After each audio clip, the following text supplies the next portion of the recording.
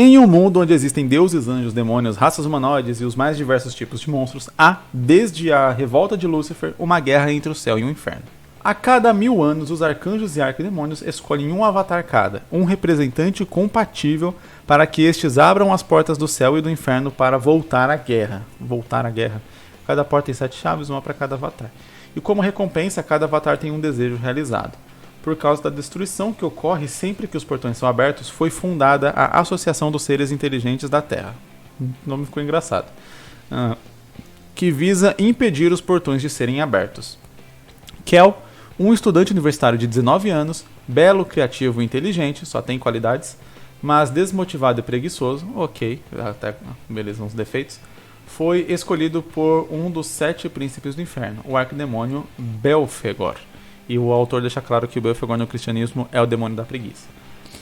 Vendo não só uma grande aventura pela frente, mas também a oportunidade de ter um desejo concedido, Kel logo rejeita a aventura e volta para a sua vida. Ele quis dar uma...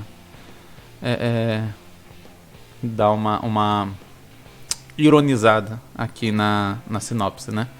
Kel logo rejeita a aventura e volta para sua vida normal com sua família e amigos. Mas com a chegada de seus supostos companheiros Lucy, o orgulho de Lúcifer e Galit... tem um H ali, a ira de Azazel, sua paz não duraria muito. Fiquei com um certo receio, quando ele deu essa ironizada, eu fiquei com um certo receio de que o partir da história, o início da história iria quebrar a própria personalidade do personagem, e isso é um ponto muito importante quando a gente criar personagens, que é, o seu personagem ele tem uma personalidade definida, assim como qualquer pessoa. As personalidades das pessoas, elas não mudam de uma hora para outra por conta do acaso. Elas mudam de acordo com as próprias vontades delas sendo contrapostas com situações apresentadas. Por exemplo, eu sou uma pessoa muito tímida e introvertida.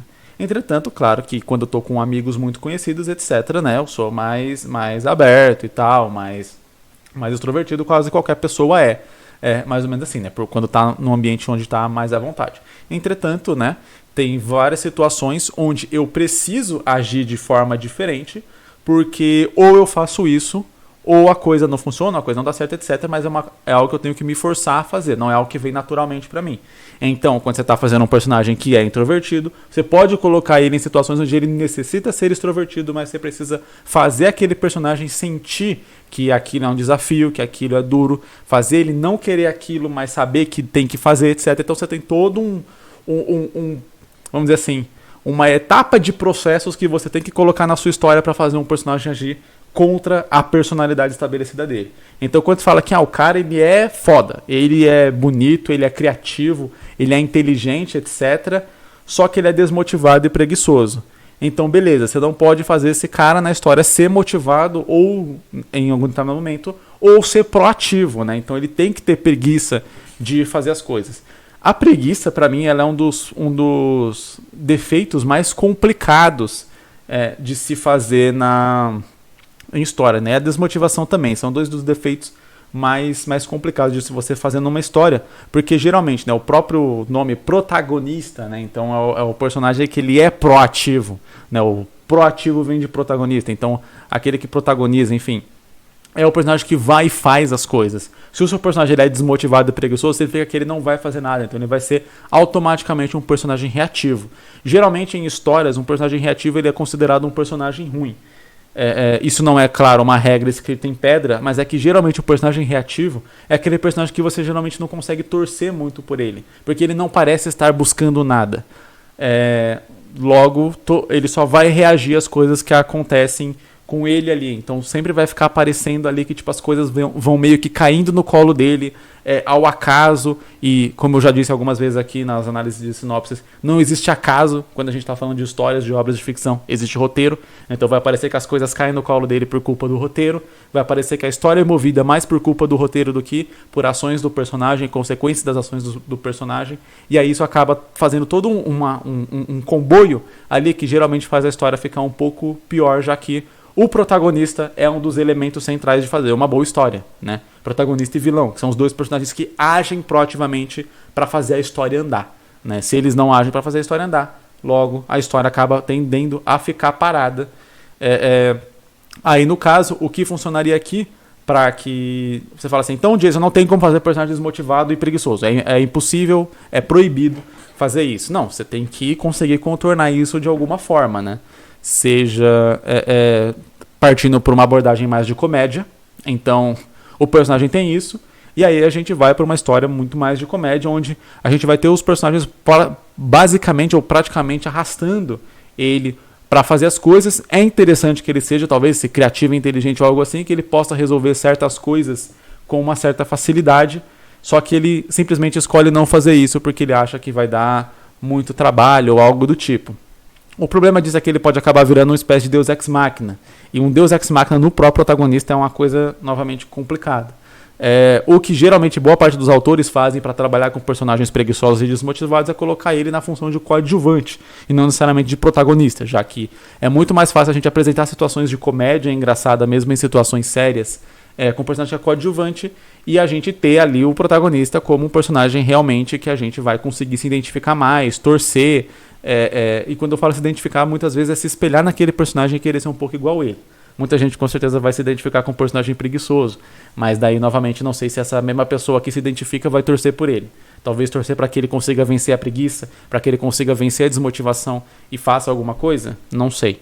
Eu acho que pode funcionar numa história um pouco mais curta, onde a gente trabalharia com uma jornada exatamente desse personagem aprendendo a criar um pouco mais de motivação e entendendo que se deixar levar pela desmotivação e pela preguiça pode gerar consequências muito sérias e muito graves que talvez ele não quisesse enfrentar essas consequências. E aí por isso ele precisa, em algumas determinadas situações, passar por cima desses traços da personalidade dele, por mais difícil que seja, e conseguir enfrentar realmente, agir proativamente em direção a algumas coisas.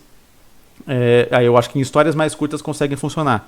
Novamente, porque daí você tem a história mais curta, você não tem tanto tempo acompanhando aquele personagem ali a ponto de repente achar ele um chato, um saco e não querer mais ver ele, querer torcer para que alguém apareça e mate ele. É um perigo muito grande quando a gente faz personagens assim, né? Que eles são mais parados, etc. Enfim, pode ser complicado. Eu iria realmente para uma abordagem mais de comédia, o que parece ser o caso, né? Ele vai ter relação, eu acredito, né? Ele foi escolhido por um sete demônios, princípios do inferno, Dark Demônio, ok, né? Ele vai realmente ser o demônio da preguiça e tal. Então, o que eu acho que pode acontecer aqui é a gente realmente ter uma...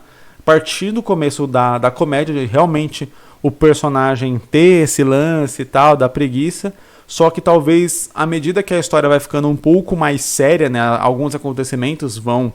acontecendo, é o que eles fazem, né? Acontecimentos acontecem. À medida que outras coisas vão acontecendo, a situação vai se escalando, vai ficando mais séria, o próprio Kel vai se sentir obrigado a vencer a preguiça e essa desmotivação a ponto de ter que agir. E aí ele vai estar lutando com o próprio demônio que escolheu ele, né? Com o tal do Belphegor. Que é o demônio da preguiça, né? Então a preguiça dele foi exacerbada por conta de ser o demônio da preguiça. Talvez, até pra gente encurtar essa história um pouco, a gente possa fazer algo parecido como se o Kel ele fosse um dos últimos a serem recrutados, entre aspas, digamos assim.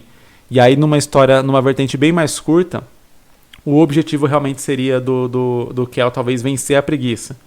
Ou algo assim. Por quê? Vamos lá. Imagina que todo mundo foi escolhido, todos os demônios. Demônios são demônios das mais variadas coisas. O demônio da preguiça, com certeza, é mais difícil de você convencer a ir fazer alguma coisa. Afinal de contas, ele é o da preguiça. Ele não quer ir fazer nada, né? Ele quer evitar a fadiga, como eu diria o Jaiminho. Então, seria interessante se realmente viessem os outros e a ideia deles fosse tentar convencer o Kel a ir. E aí, enfim, nas mais variadas formas, o Kel não vai ir lá porque ele tá fechado com o demônio da preguiça. Ele não quer fazer parte disso, aqui ele já faz, inclusive boa parte da preguiça dele vem por causa do demônio também. E aí, em determinada situação, talvez eles desistem de tentar convencer ele fica para trás realmente. Acontece algumas coisas, só que daí ele percebe que ele já estava um pouco apegado com aquelas pessoas, tem outras coisas que estão em jogo ali que são importantes para ele, e aí ele tem que vencer a preguiça para conseguir ir lá ajudar. E aí, nesse caso, vencer a preguiça nele vai ser praticamente uma batalha interna contra o próprio demônio que escolheu ele como avatar, que é o demônio da preguiça. Então, de repente, sei lá, até ao vencer o demônio da preguiça de alguma forma, o demônio vira o demônio de outra coisa, já que o próprio autor fala aqui, né, que o Belphegor agora é o demônio da preguiça, mas também de outras coisas aqui, descoberta, invenções, criatividade, ciclos ou algo do tipo. Então, seria interessante se, ao vencer a preguiça, ele liberasse, entre aspas, uma outra das vertentes desse demônio para que pudesse acessar esse poder, entre aspas, de novo, e partir para a história. No modelo de one shot curto, funcionaria sem você precisar nem de focar em batalhas, nem nada do tipo. Você só chegaria ali com essa lenda. Você contaria essa lenda, mostraria que na verdade são os personagens que estão contando aquela lenda pro Kel. Ele recusa, volta para casa, por exemplo. E aí você tem dois personagens, né, que são ali os mais próximos, né, ali o Lucy e a Galit, né? E o Galit. A Lucy e o Galit. Não sei. Enfim, deve ser, porque tem um M, talvez seja de mulher, e no Galit tem um H, que talvez seja de homem, não sei. Tá entre parênteses ali. Então, a Lucy e o Galit ficam ali para tentar convencer ele. Nisso, eles acabam criando uma certa ali, talvez amizade ou algo assim. Só que em determinado momento, a coisa dá BO lá, eles falam, você não vai mesmo, então nós vamos. E aí, eles vão. Isso, né, focando já num short curto mesmo. Eles vão para lá, dá BO lá, o Kel se sente culpado. Ao sentir culpado, ele tem que vencer a preguiça. E aí, né, tem todo o conflito mental, etc.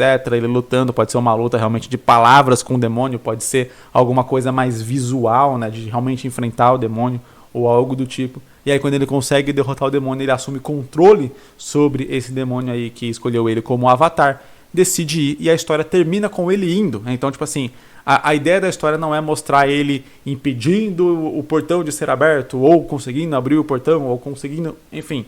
A intenção dele, o que por sinal fica um pouco estranho se a intenção dele for realmente ir lá abrir o portão, considerando que isso causa uma grande destruição, etc. Enfim, tem toda uma questão de motivação, de lados aí que é complicado, mas eu não vou entrar nesse mérito aqui. Então a história não teria esse foco. O foco dele seria realmente vencer a preguiça. Esse seria o objetivo da história, vencer a preguiça. E aí quando ele vence a preguiça, levanta e sai de casa, a história poderia terminar aí. Esse é um jeito de fazer one-shots curtos e interessantes, né? Você foca ali num tema que você quer abordar e você não necessariamente precisa colocar na história o início dos tempos e nem no final da história a conclusão do arco como um todo. Você coloca a conclusão do arco daquele personagem específico e deixa aberto para o leitor imaginar o que aconteceu dali para frente.